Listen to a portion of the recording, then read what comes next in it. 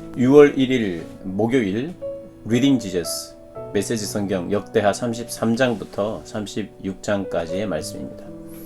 33장.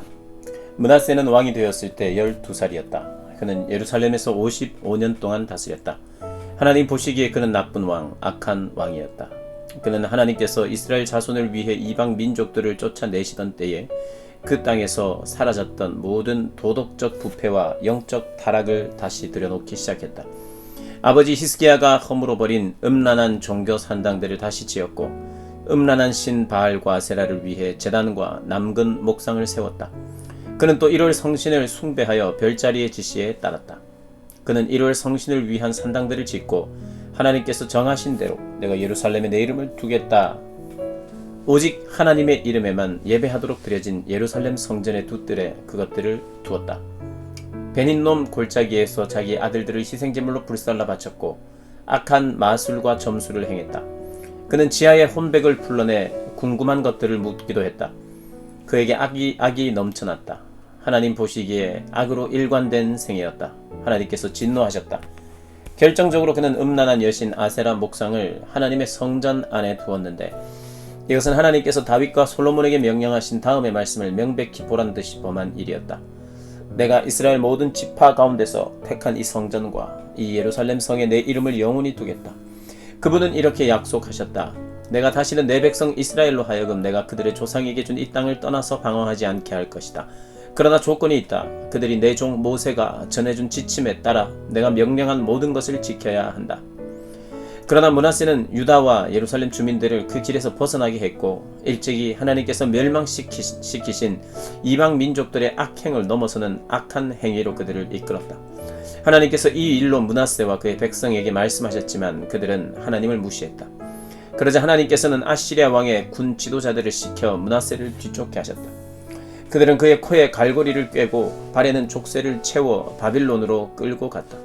공경에 처하자 므낫세는 무릎 꿇고 기도하며 하나님께 도우심을 구했다. 그는 그의 조상의 하나님 앞에서 철저히 회개했다. 하나님께서 마음이 움직이셔서 그의 기도를 들어주시고 그를 다시 예루살렘으로 데려와 왕이 되게 하셨다. 그제야 므낫세는 하나님께서 모든 것을 다스리심을 확실하게 깨달았다. 그 후 므낫세는 기혼샘 서쪽 골짜기에 다윗성의 바깥쪽 방벽을 재건했다. 방벽은 물고기 문에서 시작하여 오벨산을 돌아 나갔다. 그는 방벽도 더 높이 쌓았다. 유다 모든 요새 성읍의 군 지휘관들을 주둔시켜 방어체제를 강화했다. 그는 또 대대적인 성전 정화를 실시하여 이방 우상과 여신상을 제거했다. 또한 성전이 있는 산 위와 예루살렘 전역에 세워놓은 모든 이교의 제단을 가져다가 성 바깥에 버렸다. 그는 하나님의 제단을 다시 사용할 수 있게 보수하고 예배를 회복하여 화목제와 감사제를 드렸다. 그는 백성에게 하나님 이스라엘의 하나님을 섬기고 예배하라고 명령했다. 그러나 백성은 그의 말을 진지하게 받아들이지 않았다. 그들은 하나님이라는 이름은 사용했지만 계속해서 지역의 옛 이방 산당들을 다니며 전과 똑같이 행했다. 므낫세의 나머지 역사, 그가 하나님께 드린 기도, 예언자들이 하나님 이스라엘의 하나님의 권세로 직접 전한 말씀들은 이스라엘 왕 연대기에 모두 기록되어 있다. 그의 기도와 그 기도에 하나님의 마음이 움직이신 일, 그의 모든 죄와 허물들, 그가 이방 산당들을 지은 장소들, 음란한 여신 아세라를 세운 곳들, 그가 회심전에서 숭배한 우상들, 이 모두가 예언자들의 역사책에 기록되어 있다. 므낫세가 죽자 사람들은 그를 왕궁 동산에 묻었다. 그의 아들 아몬이 뒤를 이어 왕이 되었다. 아몬은 왕이 되었을 때 22살이었다. 그는 예루살렘에서 2년 동안 다스렸다. 하나님 보시기에 그는 아버지 므낫세처럼 악하게 살았다. 그러나 므낫세와 달리 그는 끝내 하나님께 회개하지 않았다. 끝까지 여러 악한 행위를 일삼았다. 결국 아몬의 신하들이 반역하여 왕궁에서 그를 암살했다. 그러나 백성이 아몬 왕의 암살자들을 죽이고 아몬의 아들 요시야를 왕으로 삼았다. 34장. 요시야는 왕이 되었을 때 8살이었다. 그는 예루살렘에서 31년 동안 다스렸다. 그는 하나님 앞에서 바르게 행했다. 그의 조상 다윗이 밝히 보여준 길을 똑바로 따라갔고 왼쪽으로나 오른쪽으로나 한 걸음도 벗어나지 않았다. 요시야는 왕이 된 지 8년째 되던 해에 아직 겨우 10대였다. 자기 조상 다윗의 하나님을 찾기 시작했다. 4년 후 제위 12년이 되던 해에는 지역의 음란한 종교 산당과 신성하게 여기는 아세라 목상들을 제거하고 조각한 것이든 부어 만든 것이든 상관없이 그 우상들은 유다에서 모조리 없앴다. 그는 바알 산당들을 부수고 제단들을 허물고 그 파편과 재를 거기에서 예배하던 자들의 무덤 위에 뿌려두었다. 또한 제사장들의 뼈를 그들이 살아있을 때 사용하던 바로 그 제단 위에서 불태웠다. 그는 그 땅 유다와 예루살렘을 안팎으로 깨끗이 정화했다. 정화 자금은 밖으로 므낫세, 에브라임, 시몬 성읍과 그 주변 마을들 그리고 북쪽 납달리에까지 이르렀다. 이스라엘 전역에서 그는 제단과 아세라 목상들을 부수고 그 우상들을 빻아 가루로 만들고 지역의 산당들을 찍어 장작감으로 만들었다. 이스라엘이 원래의 모습을 되찾자 그는 예루살렘으로 돌아왔다. 요시야 왕 18년 어느 날에 왕은 그 땅과 성전 정화를 마치고 아샬라의 아들 사반과 성읍 책임자 마아세야와 요아하스의 아들 사관 요아를 보내어 하나님의 성전을 새롭게 단장하게 했다. 먼저 그들은 므낫세와 에브라임과 나머지 이스라엘 그리고 유다와 베냐민과 예루살렘 주민들에게서 레위인 문지기들이 거둔 헌금을 모두 대제사장 힐기야에게 넘겼다.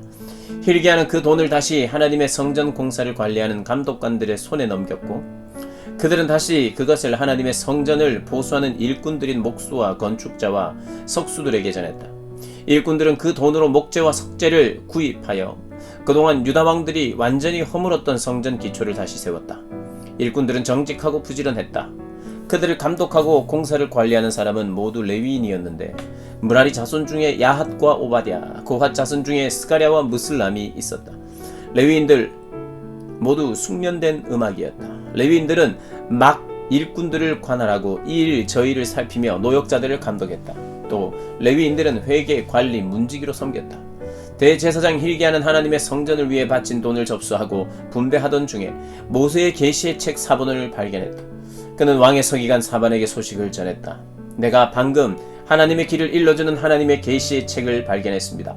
성전에서 찾았습니다. 그가 그 책을 사반에게 주자 사반은 그것을 다시 왕에게 가지고 가서 이렇게 보고했다. 왕께서 명령하신 일을 다 마쳤습니다. 하나님의 성전에서 거둔 돈을 모두 가져다 관리자와 일꾼들에게 주었습니다. 사반은 또 왕에게 말했다. 제사장 힐기야가 저에게 책을 하나 주었습니다. 사반은 그 책을 왕에게 읽어주었다. 왕은 그 책, 곧 하나님의 계시에 기록된 내용을 듣고 크게 놀라며 자기 옷을 찢었다. 왕은 힐기야와 사반의 아들 아히감, 미가의 아들 압돈, 서기관 사반, 왕의 개인 보좌관 아사야를 불러 그들 모두에게 명령했다. 가서 나와 이스라엘과 유다에 남아있는 백성을 위해 함께 기도하시오. 방금 발견한 이 책에 기록된 내용에 우리가 어떻게 반응해야 하는지 알아보시오. 하나님의 진노가 우리를 향해 불같이 타오르고 있는 것이 분명하오. 우리 조상은 이 하나님의 책에 기록된 말씀에 조금도 순종하지 않았고 하나님께서 주신 지침을 하나도 따르지 않았어. 힐기야와 왕에게 뽑힌 사람들은 곧바로 여예언자 훌다를 찾아갔다. 훌다는 하스라의 손자요 독하세의 아들이요 왕궁 예복을 맡은 살룸의 아내로 예루살렘 둘째 구역에 살고 있었다. 그들이 찾아와 그녀의 의견을 구했다. 훌다는 그들에게 이렇게 답했다. 하나님, 이스라엘의 하나님의 말씀입니다. 너희를 이곳으로 보낸 사람에게 전하여라. 내가 이곳과 이 백성에게 심판의 재앙을 내릴 것이다. 유다왕이 읽은 그 책에 기록된 모든 말씀이 그대로 이루어질 것이다. 그들이 나를 버리고 다른 신들을 가까이 했고 신상을 만들어 팔아 나를 더없이 노하게 했기 때문이다. 내 진노가 이곳을 향해 뜨겁게 타오르고 있으니 아무도 그 불을 끌 수 없을 것이다. 또 유다왕이 하나님의 인도하심을 구했으니 왕께 전하십시오. 왕이 책에서 읽은 내용에 대한 하나님의 말씀입니다. 내가 이곳과 이 백성에게 심판의 재앙을 내리겠다고 한 말을 네가 진심으로 받아들이고 겸손하게 회개하며 크게 놀라 옷을 찢고 내 앞에서 울었으니 내가 너를 진심으로 대하겠다. 하나님의 말씀이다. 내가 너를 돌볼 것이다. 너는 평안히 죽어서 묻힐 것이다. 내가 이곳에 내릴 재앙을 너는 보지 못할 것이다. 그들이 훌다의 메시지를 가지고 왕에게 돌아갔다. 왕은 곧바로 행동에 나서 유다와 예루살렘의 모든 장로를 소집한 다음 모든 백성, 가장 작은 자로부터 가장 큰 자에 이르기까지 모든 제사장과 예언자와 백성을 거느리고 하나님의 성전으로 나아갔다. 그리고 하나님의 성전에서 발견한 언약책에 기록된 모든 내용을 모든 사람 앞에서 큰 소리로 낭독했다. 왕은 그의 자리에 서서 하나님 앞에 엄숙히 맹세했다. 믿음과 순종으로 하나님을 따르고 무엇을 믿고 행해야 할지 그분이 지시하신 대로 온 마음을 다해 따르며 그 책에 기록된 모든 언약대로 살기로 굳게 맹세한 것이다. 그러고 나서 그는 모든 예루살렘과 베냐민 사람이 언약에 참여하게 했다. 그러자 그들은 왕의 명령을 따라 그들 조상의 하나님과의 언약을 온전히 지키기로 했다. 요시야는 이스라엘 땅에 두루 퍼져 있던 더러운 것들을 완전히 제거하고 모든 사람이 새롭게 시작하여 그들의 하나님을 섬기고 예배하게 했다. 요시야가 살아있는 동안 백성은 곧고 좁은 길을 지키며 그들의 하나님께 순종했다. 35장. 요시야는 예루살렘에서 하나님께 유월절을 지켰다. 사람들은 첫째 달 40일에 유월절 어린 양을 잡았다. 그는 제사장들에게 상세한 지침을 주었고 그들을 격려하여 하나님의 성전에서 예배를 인도하게 했다. 그는 또 이스라엘 백성에게 예배와 관련된 제반사항을 가르치고 지도하는 일을 맡은 레위인들에게 이렇게 말했다. 거룩한 궤를 이스라엘 왕 다윗의 아들 솔로몬이 지은 성전 안에 두시오. 당신들은 더 이상 그것을 어깨에 메고 다닐 필요가 없어. 하나님과 하나님의 백성 이스라엘을 섬기시오. 당신 자신들을 가문별로 조직하고 이스라엘 왕 다윗과 그 아들 솔로몬이 남긴 지침에 따라 각자 책임을 다하시오. 성소에 나가서 각자 자리를 잡되 당신들의 동족인 일반 백성의 각 가문을 레위인 한 조가 맡아야 합니다.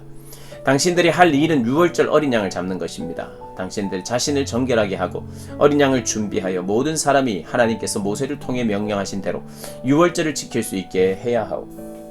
요시야 왕이 자기 소유의 양과 어린 양과 염소 3만 마리, 황소 3천 마리를 내놓음으로써 유월절을 지키는 데 필요한 모든 것이 마련되었다. 그의 관리들도 제사장과 레위인을 비롯한 백성을 위해 나섰는데 하나님의 성전 지도자들인 hil기야, 스가랴, 여히엘은 어린 양 2,600마리, 황소 300마리를 유월절 제물로 제사장들에게 내놓았다. 고나야와 그의 동생 스마야와 느다넬은 레위인 지도자인 하사랴, 여히엘, 요사밧과 함께 어린 양 5,000마리와 황소 500마리를 유월절 제물로 레위인들에게 내놓았다. 예배 준비가 모두 끝났다. 제사장들은 각자 자기 위치에 서고 레위인들도 왕의 지시대로 각자 맡은 자리로 갔다. 그들은 유월절 어린 양을 잡았다. 제사장들이 어린 양의 피를 뿌리는 동안 레위인들은 가죽을 벗겼다. 여기서 그들은 번제물을 따로 챙겨 백성에게 가문별로 나누어 주어 각 가문이 모세의 책에 나온 지침에 따라 하나님께 바칠 수 있게 했다. 소도 같은 방법으로 했다. 그들은 지침대로 유월절 어린 양을 굽고 거룩하게 구별된 제물들을 솥과 가마와 냄비에 삶아서 신속히 백성에게 대접했다. 백성이 거룩한 식사를 마친 다음 레위인들은 자기들도 먹고 아론의 자손 제사장들에게도 대접했다. 제사장들은 밤 늦게까지 제단에서 제사를 드리느라 몹시 분주했다. 아삽 찬양대들은 다윗, 아삽, 헤만, 왕의 선견자 여두둔의 지침에 따라 각자의 자리에 섰다. 강문을 지키는 문지기들이 맡은 자리를 떠날 수 없었으므로 레위인들은 그들에게도 음식을 대접했다. 그날 하나님을 예배하는 모든 일이 아무 문제 없이 진행되었다.